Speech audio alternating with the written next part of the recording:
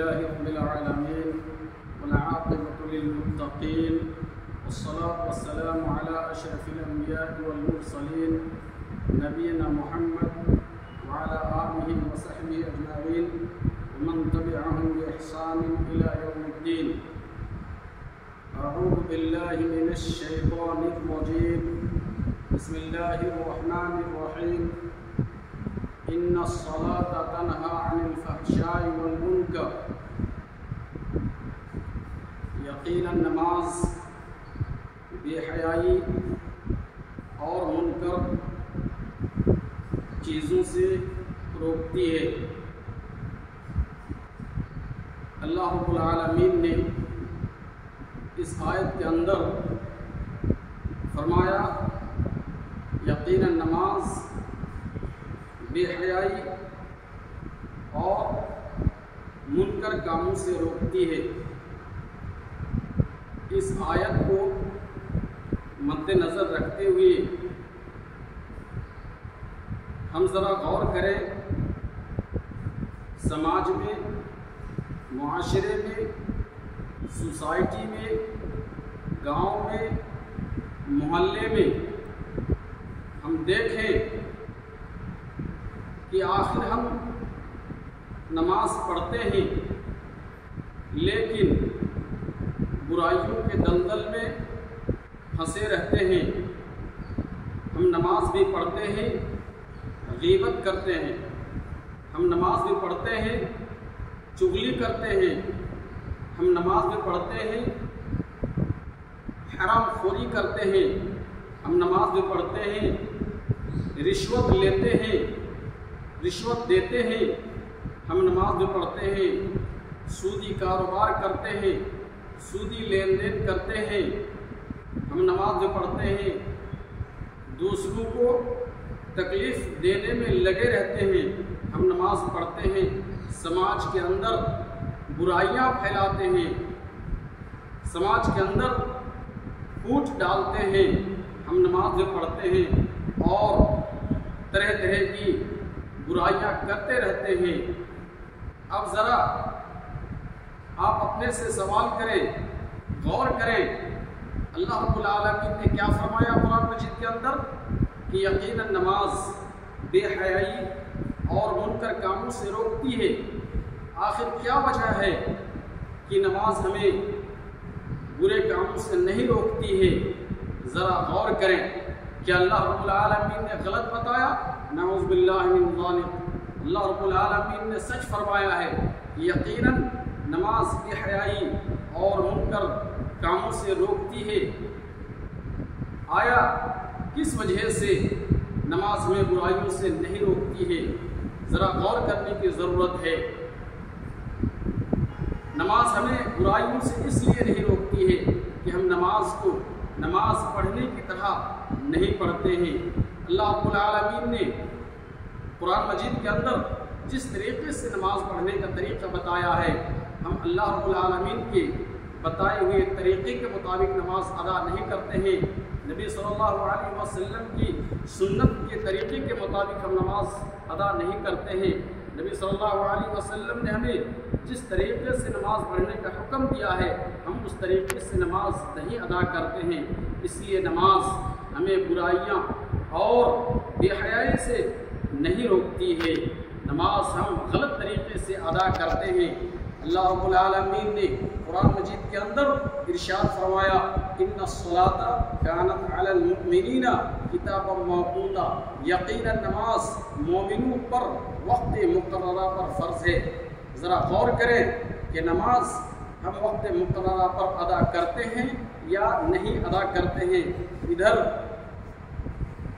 اذان ہو رہی ہوتی ہے، مؤذن کی اذان کی صدا ہماری کان میں گونج رہی ہوتی ہے. ہم ہوٹلوں میں، قہوہ خانوں میں، تجارت میں مشغول رہتے ہیں.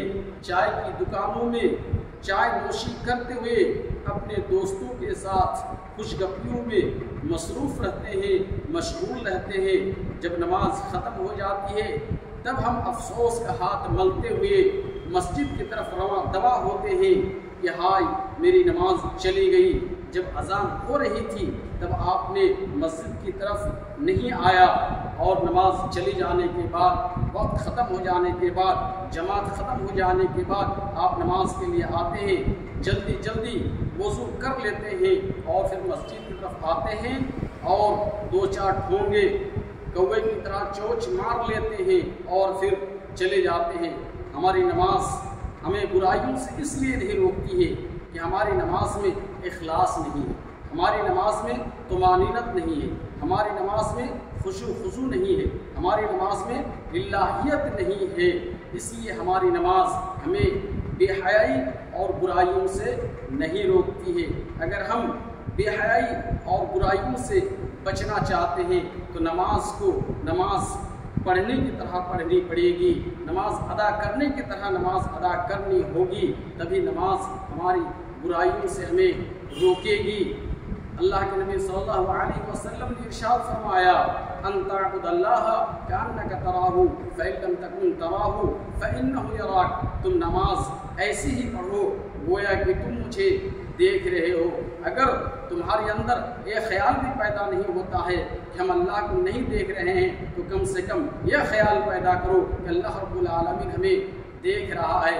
اس کو کہتے ہیں للہیت، اس کو کہتے ہیں خشوع خضوع، اس کو کہتے ہیں اخلاص۔ اسی طریقے سے نماز اگر ہم ادا کریں گے تو بھی تبھی نماز ہم کو برائیوں سے روکے گی، ورنہ ہم زندگی بھر نماز پڑھتے رہیں اگر ہماری نماز شریعت کے بتائے ہوئے طریقے کے مطابق نہیں ہے، نبی کریم صلی اللہ علیہ وسلم کے بتائے ہوئے طریقے کے مطابق نہیں ہے، اللہ تبارک و تعالیٰ نے ہمیں جس طرح سے حکم دیا ہے نماز پڑھنے کا، اگر ہم اللہ رب العالمین کے بتائے ہوئے طریقے کے مطابق نماز ادا نہیں کریں گے تو ہماری نماز اللہ کے یہاں مقبول نہیں ہے اور ہم نماز کے فضیلت سے محروم ہو جائیں گے، نماز سے اجر و ثواب حاصل نہیں کر سکتے ہیں۔ تو میرے بھائیوں، میں آپ سے یہ عرض کرنا چاہتا ہوں، گزارش کرنا چاہتا ہوں کہ نماز کو نماز کی طرح ادا کریں۔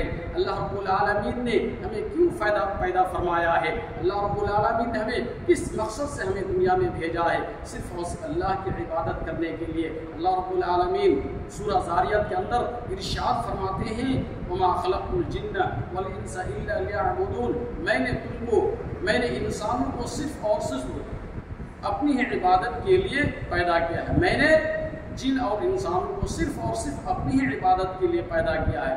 گویا کہ ہمارا پیدا کرنے کا مقصد یہ ہے کہ اللہ رب العالمین کی ہمیں عبادت کرنی چاہیے، ہم اللہ رب العالمین کی عبادت کریں۔ اسی مقصد سے اللہ رب العالمین نے ہمیں دنیا میں بھیجا ہے کہ ہم ایک اللہ رب العالمین کی عبادت کریں اور اللہ کی عبادت کرتے ہوئے اللہ کی عبادت کے ساتھ کسی کو شریک و ساجی نہ بنائیں۔ ان تعبد اللہ وَاعْبُدُوا اللَّهَ وَلَا تُشْرِكُوا بِهِ شَيْئًا، اور تم ایک اللہ کی عبادت کرو اور اس کے ساتھ کسی کو شریک نہ بناؤ۔ ہم آج اللہ کی عبادت کرتے ہیں، ہم ریاکاری کرتے ہیں، ہم نماز کبھی پڑھتے نہیں ہیں، چند وقتوں کے لیے نماز پڑھنے آتے ہیں۔ اگر ہمارے گھر میں کوئی مہمان آ جاتے ہیں اور وہ مہمان نمازی ہے، پرہیزگار ہے، پارسا ہے، متقی ہے، تو اس مہمان کو ہم دکھانے کے لیے، نماز ادا کرنے کے لیے ایک وقت آ جاتے ہیں کہ چلو آج ہم نماز پڑھنے کے لیے چلتے ہیں۔ آج ہم اگر نماز ادا نہیں کریں گے، ہمارے یہ مہمان ہے، ہمارے رشتہ دار ہے، یہ ہم کو کیا کہیں گے؟ ان کو دکھانے کے لیے شرم کے مارے آپ نماز کے لیے ان کے ساتھ آ جاتے ہیں کہ اگر ہم نماز پڑھنے نہیں جائیں گے تو یہ ہم کو کیا کہیں گے، عار دلائیں گے، شرم دلائیں گے۔ اس وجہ سے ہم ریاکاری کرتے ہوئے ہم نماز کے لیے مسجد میں آ جاتے ہیں۔ یہی وجہ ہے کہ آج ہمیں نماز ہماری برائیوں سے ہمیں نہیں روکتی ہے، یہی وجہ ہے کہ نماز ہم کو نہیں روکتی ہے، ہماری نماز میں طمانینت نہیں ہے، اخلاص نہیں ہے۔ میرے بھائیوں، ذرا غور کرنے کی ضرورت ہے کہ نماز کو ہم صحیح طریقے سے ادا کرنے کی کوشش کریں۔ اللہ رب العالمین سے دعا ہے، اللہ رب العالمین ہم تمام مسلمانوں کو، تمام مومن بندوں کو صحیح طریقے سے نماز ادا کرنے کی توفیق عطا فرمائے اور ہماری تمام اطاعت و عبادات اور تمام نیک اعمال کو قبول فرمائے۔ وصلی اللہ علی نبینا محمد وعلی آلہ وصحبہ اجمعین۔